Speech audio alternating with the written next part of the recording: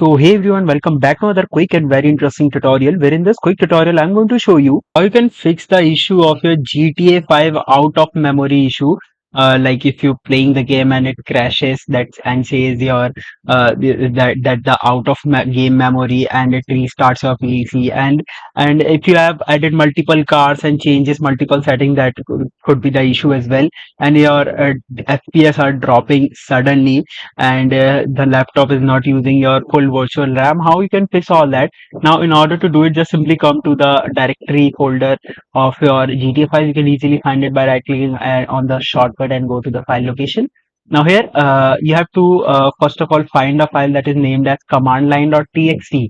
Now, if you do not able to find it, all you need to do is to just simply right click here and create a new text file, and you need to name that text file as command line, all in small, command line dot txt. And once you do it and hit enter, now inside this file, open the file, and inside the file you need to paste this command, that is exact these letter. That means if you have 4 GB of virtual memory, it will prioritize it to GTA 5. Or if you have some different kind of virtual memory, you can easily check it in the task manager. Like if you have 2 GB, you need to write 2048.